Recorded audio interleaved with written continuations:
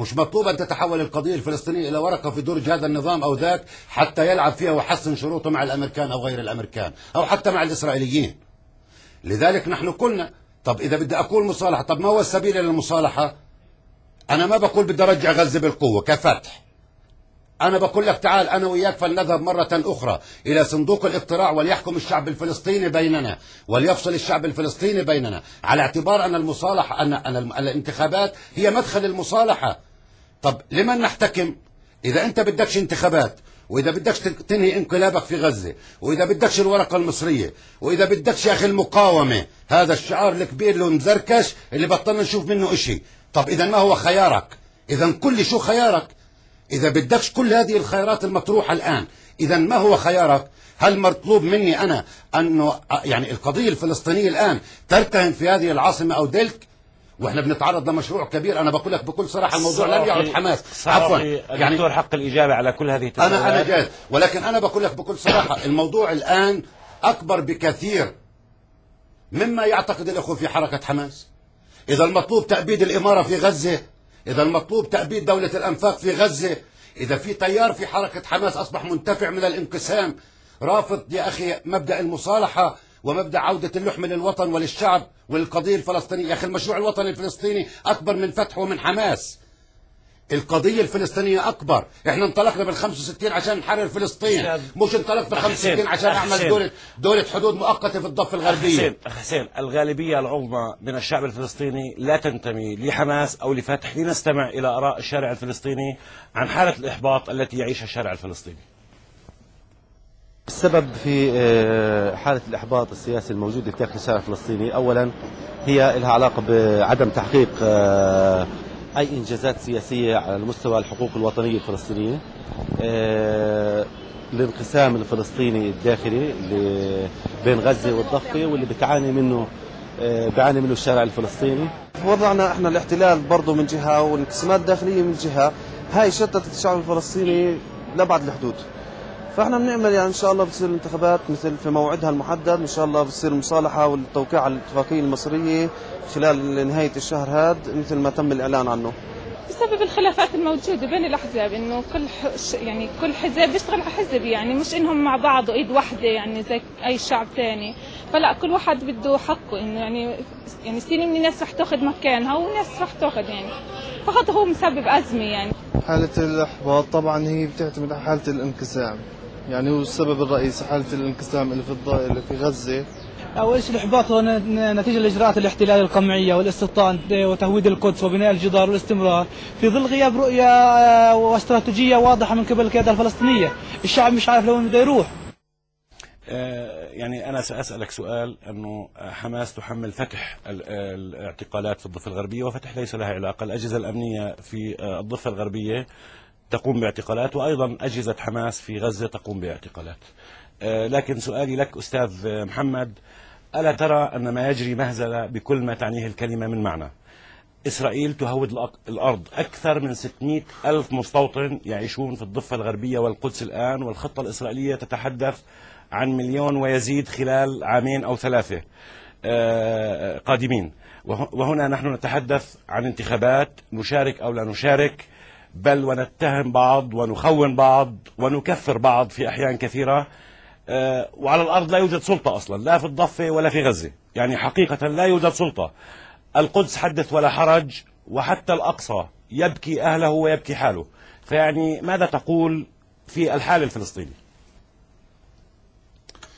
يعني أقول أن هذه الحالة تشبه حالة ذلك البيت اللي أفراده يمعطون شعر بعض والبيت مولع والبيت عم بنحرق.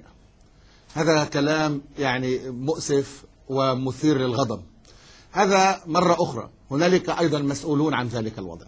يعني القضية مش قضية ضبابية وغير واضحة، هنالك مسؤولون. أعتقد أن هنالك حاجة الآن إلى الذهاب إلى الورقة المصرية. طبعا الأولوية هي للمصالحة، الأولوية هي للمصالحة، لكن إذا كانت المصالحة مرتهنة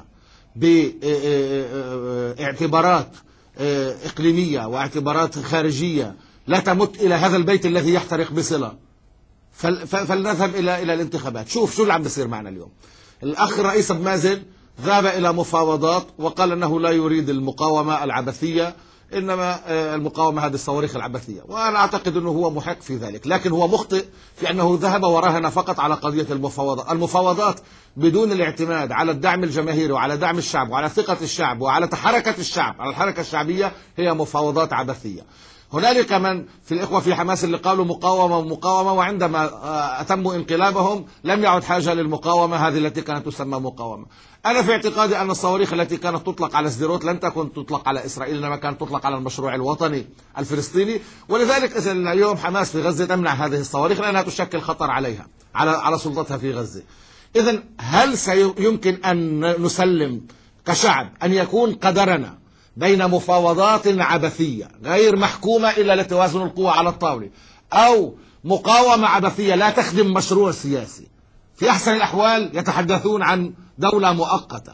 ايش دولة مؤقتة بعد؟ يعني شو يعني انه ايش الاستيطان يستمر في مناطق ايه كما يقال، او مناطق سي، وفي دولة مؤقتة، والوضع في القدس يكون على ما عليه ونسميها دولة مؤقتة؟ دولة ايش هذه؟ لذلك الحديث الآن يجري على أن أولا أن تستعيد القيادة ثقتها بشعبها. ما حداش يتعامل مع الشعب الفلسطيني بمنطق الوصاية، إنه الشعب مش ناضج ولا مش مؤهل ومش عارف إيش. في نهاية الأمر الشعب هو الذي يقرر، ولذلك يجب الاعتماد على جدلية المفاوضات والمقاومة الشعبية التي تؤدي إلى دفع مشروع سياسي إلى الأمام. المشروع السياسي المتفق عليه الآن فلسطينيا هو إقامة الدولة الفلسطينية في الضفة والقطاع وعاصمتها القدس. يجب أن يعمل ما يمكن أن يدفع هذا المشروع إلى الأمام. أي كلام آخر هو لعب أو مقامرة بمصالح الشعب الفلسطيني. نعم أستاذ محمد، دعني أوجه هذا السؤال للدكتور الرمحي. دكتور، يعني الحديث الآن يدور عن مقاومة شعبية ومفاوضات إن عادت إسرائيل عن مواقفها. هل يعني أي مقاومة نحن نتحدث عنها؟ هل المقاومة التي يتحدث عنها بعض مسؤولي حركة حماس في غزة ونحن لا نشاهد فعلا، يعني أنا كمواطن فلسطيني أتساءل عن أي مقاومة يدور الحديث؟ هل هي المقاومة بالصواريخ أم هي المقاومة الواقعية في ظل الممكن الفلسطيني؟ يعني طبعا قبل ذلك سبقه عدة تساؤلات يجب أن بالتأكيد يعني تفضل. نعم. يعني عندما تحدثت أنه ما يقوم هنا بالاعتقال هو الأجهزة الأمنية وليست فتح، أستطيع أقول لك إذا هناك اعتقالات في غزة تقوم بها وزارة الداخلية. أنا هذا ما قلته، أنا هذا ما أجهزة حماس، هذه نتجاوزها. الأجهزة الأمنية لحماس. القضية الأجهزة الأمنية لوزارة الداخلية في حكومة مقالة، بدك تسميها مقالة بس في حكومة. يعني القضية الثانية، القضية عندما يتحدث عن ارتهان موقف حماس المواقف الإقليمية، إن هذا كلام أصبح ممجوج وأصبح الجميع يدرك منذ اللحظة الأولى أن حماس قرارها بيدها، ولذلك هي لا تستقبل في كافة الدول العربية وفي كثير من الدول العربية. وإلا كنا نستطيع في هذه إذا كنا نريد أن نسلم ملفاتنا لدول إقليمية نسلمها لدول أقوى من الدول الإقليمية الموجودة حاليا. هذه قضية، لكن لسنا نحن من نقبل بشروط الرباعية ونضعها حجر عثرة في المصالحة. لسنا نحن من نقبل بالضغط الأمريكي علينا، ولسنا نحن الذين نجتمع بالمبعوث الأمريكي وغيره. الساحة الفلسطينية للأسف هي مباحة لمن هب ودب من كافة الأقاليم والدول، ثم نتهم نحن الذين لا نتصل مع أحد بأننا نحن تحت الوصاية. الآن عندما نتحدث يعني عن المقاومة، تقصرون أنتم في رام الله ولكن في غزة وفي دمشق يعني لا، الأمور واضحة. من يخضع لشروط الرباعية؟ من يلتقي بالممثل يعني بالمبعوث الأمريكي وغيره؟ لسنا نحن الذين نخضع للظروف. الآن عندما نتحدث عن المقاومة أن لا مقاومة، أنا أريد أن أذكر الأخ محمد بركة أن حرب غزة جاءت بعد الانقسام، أي أن حماس مارست المقاومة في حرب غزة، إلا إذا كان يعتبر أنه لم تكن هناك مقاومة تواجه الجيش الإسرائيلي في حرب غزة، وأن الجيش الإسرائيلي انسحب من ذات نفسه وكان في نزهة وعاد. إذا كان هناك مقاومة حتى بعد الانقسام. إذا كان القانون الدولي وإذا كانت الشريعة والديانات السماوية والعرف الإنساني يقول أن هناك مقاومة يجب أن تتم ضد الاحتلال، لماذا نحصر هذه المقاومة في مقاومة شعبية وغير شعبية؟ خليها المجال مفتوح، أن تكون هناك مفاوضات وأن يكون رديف لها المقاومة دون تحديد شكل المقاومة. بالمفاوضات والمقاومة عندما تكون مقاومة، تجربة فيتنام كانت واضحة، ممكن أن نضغط على العدو، أما مفاوضات لوحدها لا يمكن أن تؤدي إلى نتيجة. طب يعني كمان سؤال سأوجهه لجميع المشاركين، ولكن قبل ذلك أعزائي المشاهدين بإمكانكم إرسال أي تعليقات تودون إرسالها إلى البرنامج على الإيميل الواضح على شاشة التلفزيون على المكشوف @bmcc.bs.